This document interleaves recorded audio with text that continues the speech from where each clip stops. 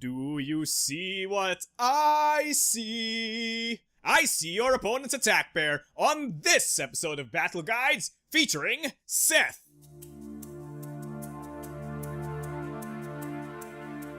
Seth is a attrition powerhouse who uses his amazing effects as well as his powerful unique ability to control any game. However, that comes at the cost of having generally low stats, being very hard to play, as well as having very bad hit confirm.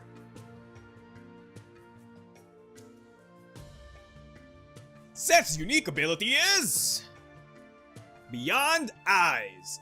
During the anti-phase, Seth may call out and name a base, including his opponent's unique base. If the opponent's attack pair contains this base, Seth gains power +2, priority +2, and wins priority ties for the rest of this beat. If for some strange reason your opponent's base changes, be it because of a clash or some other effect, Seth loses these bonuses. However, once priority order has been determined, it does not change. Now this unique ability is so good! A lot of people use it wrong though. You see, because of the entire theme around Seth, the fact that he's an oracle and he's supposed to predict things, a lot of people think that you're supposed to basically call out your opponent's base all the time with this unique ability. Like, if you expect your opponent to drive, you just call out drive, because they're gonna use that and then you gain the bonuses and are awesome. That's not bad, but to only use the unique ability as a means to call out and get a big upbeat is a huge waste of Seth's potential. Mostly because Seth is the master of attrition. He can win a lot of beats simply because he covers so many bases. And I literally mean covers so many bases. The way you should play Seth is as an attrition character who doesn't win by a lot, but wins in small increments.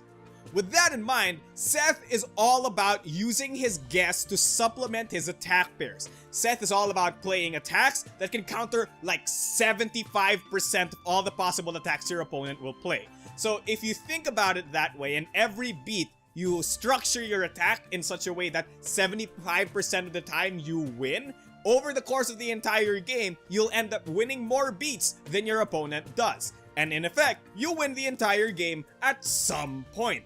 Think of Seth like Magic the Gathering Blue. You don't exactly come out and be very awesome and do some really big thing in one beat.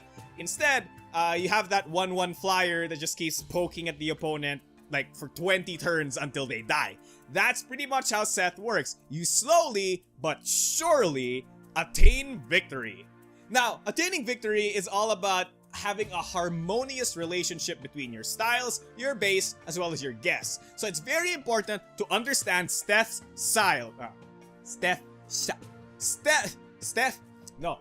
Seth's styles. And we'll go to that right now.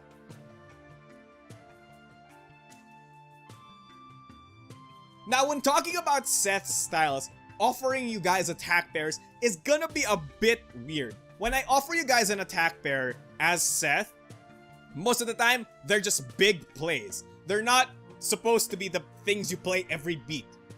Because as Seth, you're supposed to, again, play a style, base, and guess in such a manner that you counter almost everything the opponent plays. Now with that in mind, you have to understand that the plays I give you aren't always going to be the ones that you have to play. And in fact, depending on the situation, they might be the worst thing you can play. So keep that in mind, because Seth is a very hard character to play and requires a lot, and I literally mean a lot of experience. I've played like 400 games of BattleCON, and I think I'm like a 75% good Seth player or something. So there's a really big skill cap to this character. So remember that when I talk about the styles. First off is Compelling. Compelling has no stats, but the before and after activating effects are very good, allowing Seth to move the nearest opponent up to 1 space. This might not seem like a lot, but it serves as a great way to counter your opponent's strikes, counter their grasps, and in certain situations, counter their bursts as well. That in mind, you can use Compelling in conjunction with any guess and base that allow you to counter things that don't counter those 3 that I mentioned. So for example, playing a compelling grasp is a very good thing because not only does it counter a burst, a strike, and a grasp, it also counters your opponent's drive as well. So that's how you pretty much play Seth. Style-based guests all work together to form an attack pair that's virtually unbeatable. Now when it comes to attack pairs, I highly recommend pairing it with Grasp. I've told you about this already. Grasp is a very good attack to pair with Compelling because you can get the before activating and after activating off much sooner, allowing you to put your opponent in bad positions as well as put them in your range that much quicker. However, another attack pair that I really like with this is Dash. Compelling Dash might not seem like the best attack, but it's a really big beat for Seth. Not only does it allow you to reposition your opponent and reposition yourself for best board control ever, but if your opponent is at range 4 from you, which is usually a big pain in the butt for dashes, you can pull them close and then dash over them. In fact, based off how the triggered effects work, your opponent can be ranged 5 from you and you can still dash over them, which is a very, very good thing, especially against those pesky rangers who abuse that a lot of the time. Next up is Mimics. Mimics has +1 power and the best passive effect I've ever read. Basically, whenever your opponent moves, Seth moves at the same time in order to maintain range with them. This means that if they move back, you move forward as well. And if they move forward, you move back as well. Note that this happens exactly at the same time. So if your opponent advances, he doesn't dash over you and then you retreat. No, that makes no sense, right? You basically move both of your characters at the same time, and that is so good. If you don't realize what attacks Mimics can basically destroy, any burst or dash play instantly get countered by this thing simply because they follow the opponent around. Now, it's not limited to those bases alone. A lot of opponents, a lot of characters are able to abuse the fact that they can move on hit or after activating by letting Seth stay there and whack things. He's able to expertly destroy anyone who tries to get away from him. Now, when it comes to attack pairs, I highly recommend pairing this thing with Strike. Not only does it give it a ton of hit confirm, it's also a really, really good attack that almost never gets beaten by anything but a Grasp. And if you guess Grasp, again, you'll have 5 priority, win priority times, and hit your opponent for literally 7 damage. That's how good it is. On the other hand, I also highly recommend pairing it with Burst. Burst is very interesting because Mimics is actually used to counter Burst's innate weakness to Drive. And then it's still weak to Shot, so you just guess your opponent's shot. See, that's how you play Seth, right? So, with that in mind, a Mimic's Burst allows you to dodge your opponent's attack and hit them back really hard. And if they ever try to shot you, you hit them back with like a 3 + 1. Let's do a 6 power attack. That's pretty good. Next up is Fools. Fools has negative power and a ton of negative priority, but the reveal effect, my goodness, will make a lot of melee people cry. On reveal, the nearest opponent has range -1. This means -1 minimum range and -1 maximum range. So that means a shot turns into a range 0 to 1. So if that makes any sense to you, that means they can hit the space they're on, which might be relevant for some characters. However, the thing about it is that it lowers their maximum range, meaning that if their range is just printed as 1, they'll have range 0, which means that they'll never hit anything if they're fighting Seth most of the time, okay? There's fringe cases, I know. This basically means that any melee attack, strike, grasp, and even drive do nothing against Seth if he plays a Fools. If your opponent is even weird enough to play their burst and or their shot, you can just simply play the appropriate base and play the appropriate guess in order to nullify that advantage. Now, when it comes to attack pairs, I highly recommend pairing this thing with Drive. Drive here is a very interesting thing because it counters the burst, which is something you're still weak against, and it also counters the shot by simply guessing shot and being faster than the opponent. With that in mind, a Fool's Drive guess shot beats every base in the game, sans your dash, of course. Now, when it comes to other attack pairs, I also highly recommend pairing it with Burst. Though this is not necessarily as safe as doing the Drive one, this one's still pretty good because you're able to burst back and then basically dodge almost anything if you have the correct positioning. Just remember, you need the correct positioning.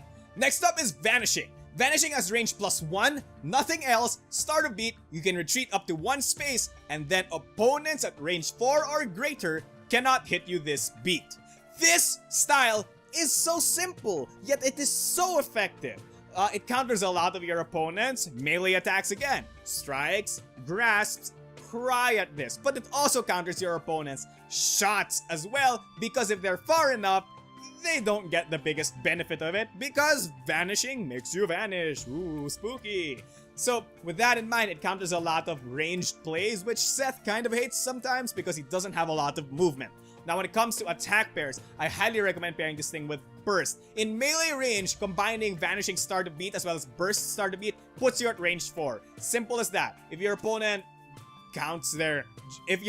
drive is down, this attack pair is virtually unbeatable. Now, another attack pair I highly recommend it with is Shot. Now, sometimes you can use this attack pair while you're already far away from the opponent, and Seth doesn't have a lot of hit confirm, so you might want to use Shot with it in order to whack them even if you're at range 5 or 4. Now we have Weirding. Weirding is a weird thing because it has no stats and a weird start of beat effect that doesn't actually counter anything per se. The thing about Weirding is it serves 2 purposes. Number 1, it allows you to get a safe ante. Because sometimes just guessing the correct base doesn't matter a lot. For example, if your attack is a burst and your opponent's attack is a drive, sometimes guessing drive, even if you know it, won't help you because the opponent's drive will still be faster than your +2 priority burst. This is where Weirding comes into play. If you guess your opponent right, not only do you get the stat boosts from it, Seth can easily then toolbox in the appropriate base that counters your opponent's attack. Note that knowledge of your opponent's attack pair and being able to replace a base is quite powerful and the equivalent of like old-timey cancel. So it's that good, and it's a big payout attack for Seth. Just remember that you do lose the base that you put on top of your other base, so you might be spending a few beats with 1 less base. Now the other way you use it is as a dash dump. Weirding is the best dash dump in the game. Pair it with a dash, guess your opponent's attack. If you so happen to be right, switch into a new attack that damages them for 5. It's as simple as that. Now when it comes to attack pairs, I highly recommend pairing Weirding with your dash. It serves as a really great option select, if I'm using the word option select right, because worst case you dash them, best case you switch into an attack that beats their attack and then they take 5 damage. It's amazing. Or if you don't want to do that, you can also pair it with Seth's unique base Omen. Omen's start of beat effect is that if you guess the opponent right, you stun them immediately. So if you combine these 2 effects together, you can actually do it one of 2 ways. Number 1, you can stun them with Omens first, then switch to a new attack and attack them that way. Or you can do it with the Weirding dash example and do the Weirding first, switch into Omen, then activate Omen's start of beat effect to stun the opponent immediately. Either way, it's a very powerful combination, so watch out for it. And finally, we have Seth's unique base, Omen. Omen is range 1, power 3, priority 1. That is horrible. It is a bad unique base, but the start of beat effect is what makes it so good. If you guess your opponent's attack, they get stunned. If they don't have stun immunity, they lose the beat, period. That's it. They just lose the beat. Boom. What hack. Now when it comes to attack pairs, I highly recommend pairing this thing with your everyday friendly Weirding. Weirding in combination with this thing, if you guess them right, just wrecks through things so hard. And it's so good and it's so powerful. However, an attack pair you guys might not have seen is Mimic's Omen. This thing basically gives Omen to hit confirm it so desperately needs. So with that in mind and the ability to basically stun your opponent out of any fast attack they try to play, if you keep track of their discards and guess the right guess, you get a free 5 damage in for almost 0 resources. It's that good!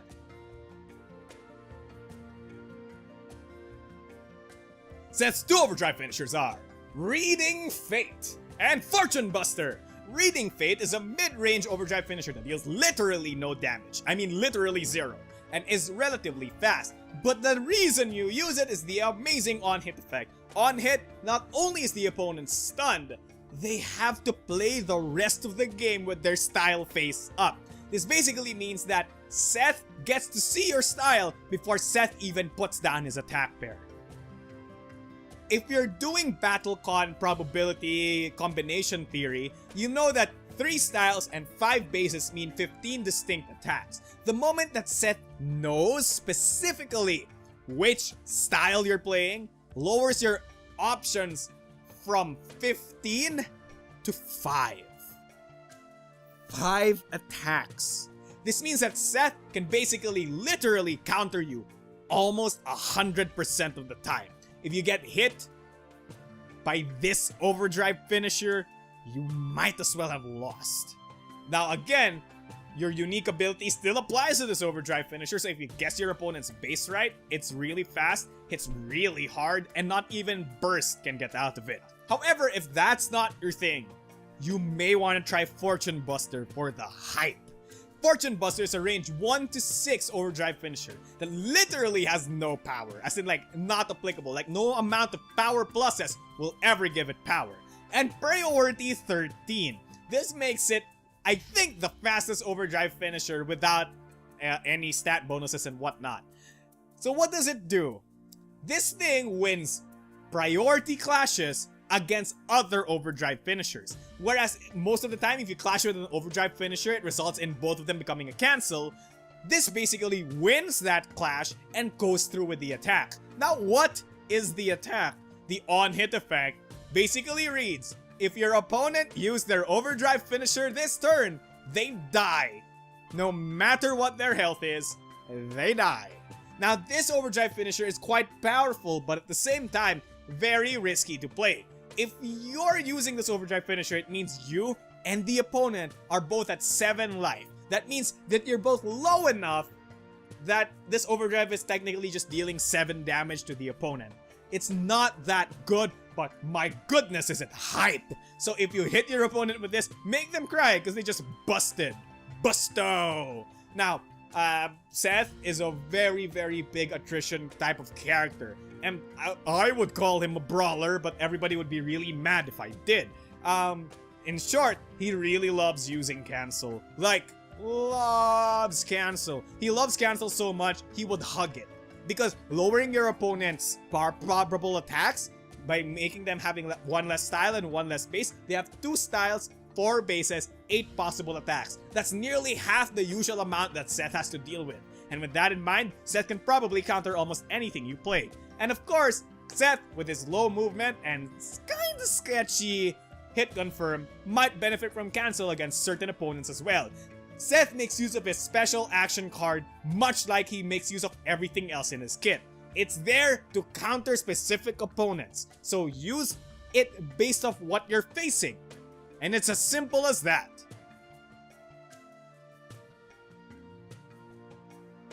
Now let's go on to the part that everybody loves, Seth advanced strategies and combos. Seth advanced strategies are not really that advanced, but are totally advanced. It's not advanced because I can just easily sum it up in one thing. Counter the opponent. That's the entire Seth plan. However, countering the opponent is not so easy to do. It's not just like you press this button and then it'll counter them all the time. It takes a lot of skill, knowing how opponents make attack pairs, knowing how your opponents play their attacks, keeping track of your opponent's resources and discards, knowing your opponent very well to the point that you can guess what they're playing, knowing what attack pairs you should play to counter what your opponent is about to play, so on and so forth. In fact, that's just general knowledge. Specific matchup knowledge goes even beyond that. What if this specific character really has no range on his styles and therefore Fools becomes their most valuable card, which means that you have to manage it so well because you have to time it right so that they don't dash it. What if it's so on and so forth. There's so much to talk about when talking about Seth advanced strategies. But the one thing I really want you guys to know is that the way to get better at Seth is to basically play the game. To get better as Seth, play everyone else. Know everyone else. Because the more you know every other character in this game, the better your Seth will be. But if you don't want to do that and want to just concentrate on specific things, I highly recommend understanding bases as well as understanding the formation of attack pairs. I won't really go in too deep about those things because I will link you guys to forum posts I made in the description down below, which detail both of these concepts very, very well.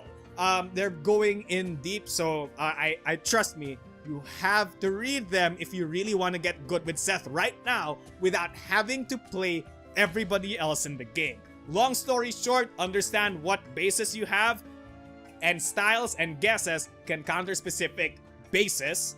And then, after that, understand how opponents can make attack pairs and understand how you should be able to counter those attack pairs and understand the proper allocation of resources in order to be able to continuously counter things. It might sound complicated, but with enough practice, it'll be as easy as breathing or maybe playing Runica, whatever.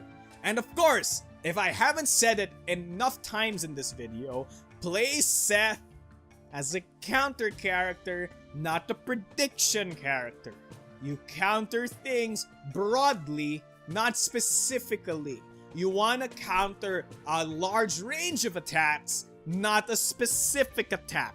I have to emphasize this so much because a lot of people have told me that they've had problems with Seth, and the moment I ask them, how do you use your unique ability? They're like, I guess what I think the opponent will play. No. Don't. No. You play a style, you play a base, you play a guess that all work together to counter a wide range of relevant attacks. And sometimes it's not enough, but that's okay because your opponent might not even pick the attack that you can't counter. So over the long course of the game, you will eventually win so long as you do the attrition correctly. Keep that in mind and keep that in sight.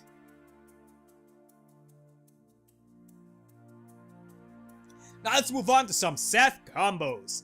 Number 1, Vanishing Burst. Vanishing Burst is just a solid attack. Like no matter what your opponent's trying to do, most of the time Vanishing Burst will let you dodge. Just be careful that your opponent's drive still dodges this thing because they can drive 2 forward, they'll be at range 2, but you have minimum range 3, which is really bad for this attack. But otherwise, you can dodge most melee attacks, most shots, and most bursts with this combination. So keep that in mind. Next up is Mimic's Strike. Mimic Strike is really, really good because the only thing that can counter it most of the time is your friendly neighborhood grasp. If you guess your opponent's grasp, this thing beats every single one of the default bases, including dash. It's just that good. And it'll deal 7 damage. If that's not enough to convince you how powerful Mimic Strike can be, then I don't know what I'll do with you. And finally, we have Weirding Dash. Weirding Dash is just so good. For a character like Seth, who's like super countery and stuff, it's ironic that he doesn't really care about his dash. A lot of characters in this game really care about their dash. But Seth, ironically, does not, simply because every beat he plays is as if you were playing a dash. It's all built around countering things and making sure your opponent doesn't hit you. So if you basically play dash every beat, you don't really value dash as much. So you can throw out Weirding Dash willy-nilly, like it's a really good button. Like you press it in neutral all the time, and oftentimes you'll come out on top. Because the worst case with Weirding Dash is you dodge them. The best case is you deal 5 damage, because Weirding, Start to Beat effect activates, then you switch to a base that either counters them or switch it to Omen to just stun them and hit them for 5. Either way, Weirding Dash is ironically one of Seth's most powerful attacks. so watch out for it and try to avoid being too predictable. And that pretty much does it for this episode of Battle Guides. I'm sorry it came a bit late because I was really stressed with school and I had to do some Twitter bot program whatever thing. I will not tell you guys what I had to do exactly, but yeah, it's whatever. Seth is not exactly my favorite character. Seth is actually my second main. Not because like I love Seth, but because I'm just so good with him. Like that's not to brag. That's like simply because I've played so many of the characters in this game, and simply because I've played so many games in general and have so many heuristics in order to know attack pairs really fast, I can play a really effective Seth, and he's turned out to be one of my best characters. And slowly, maybe really slowly, I grew to love this character. So maybe at the start he wasn't my favorite, but now he's like one of my favorite characters in the game, simply because he's so fun. Seth is a really rewarding character to play. It's like it's you know that Japanese tradition where they plant a tree the day you're born or something, and you watch yourself grow and you see the tree grow with you, and it's kind of like sentimental and all of that stuff. That's how playing Seth feels like. When you start off with him, you're garbage. Like, he's garbage. You can't do anything right. You whiff all your attacks. You're like, how does this character ever do anything? He has no hit confirm, he has no power, he has no priority, he has no stun guard. But strangely enough, as you play, you soon come to realize that Seth actually has all of these tools that are so powerful and effective that not a lot of characters can actively play around. So you soon come seeing yourself like getting 18-0 games. Seth is a character that can do 18-0 games consistently. Like, he can do it almost a lot of the games he plays, because that's how Seth really works. It's like he just keeps hitting the opponent and they keep missing. That's pretty much how Seth is. He's a really powerful character and a really rewarding one to play. You grow with him and he'll grow with you. And as soon as you reach the pinnacle of BattleCON strength and strategy, not to say that I am there, like I said, I'm probably 75% a good Seth player, you'll feel so rewarded. Like, I mean that. This isn't me going ham. It's so rewarding to play this character. And it's so hyped too, because sometimes you play a raw Omen and it just blows everyone's minds. Simple story, I was once playing Seth against a Demetros, and I knew that Demetros was gonna dash, mostly because I played this guy like a billion times before, and I know that it was gonna be a dash situation. I played a weirding Omen, guessed his dash, and even if he had priority 15, that guy was stunned. I switched to shot and killed him. That's how fun and amazing Seth can be. So if you guys like this video or like this character, check the description out below for more level 99 game stuff. If you want to talk to me or any of the other BattleCon veterans, check the description out below for our forums and our websites, and join our community. If you want to send me an email, write a comment or whatever, or ask a question, Seth is a very confusing character, and I can probably give you guys specific case questions in the comment section down below or in my email. So without further ado, don't forget your special action, and thank you, World of Indines. Thank you, and good night!